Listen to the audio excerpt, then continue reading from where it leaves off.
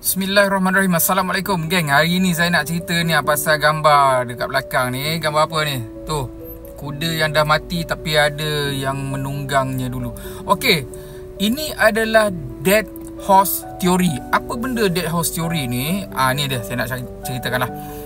Ianya adalah tentang satu keadaan apabila seseorang ataupun organisasi itu melaburkan usaha, masa, sumber dia kepada perkara yang dah tentu tak boleh nak pergi dah mati dah, sesuatu yang tak boleh diselamatkan.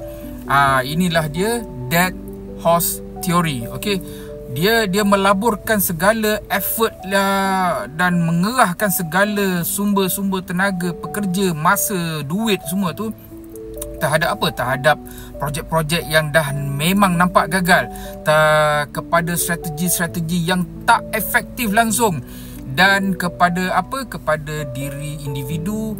Mereka melaburkan masa terhadap toxic relationship.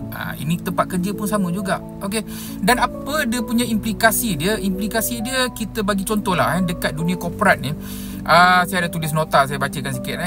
Dalam dunia korporat ni, mereka menggunakan konsep ataupun teknologi-teknologi yang dah lama, yang dah lapuk. Orang lain dah ke bulan, dek.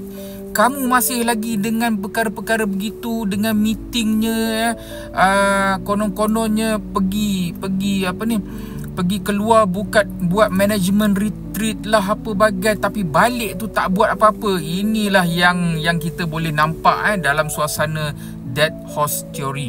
Yang keduanya dalam dunia pendidikan, guru-guru sekolah ke, universiti, college ke apa ke, tempat lain dia dah guna teknologi yang dah moden tau. Digitalisasi sekarang ni dah guna AI, tapi kamu masih lagi menggunakan cara-cara pembelajaran yang lama, masih guna papan hitam, masih nak menulis lagi lah apa bagai. Itu dia implikasinya di sektor pendidikan. Okey, so pengajaran yang boleh kita ambil dekat sini adalah berhentilah.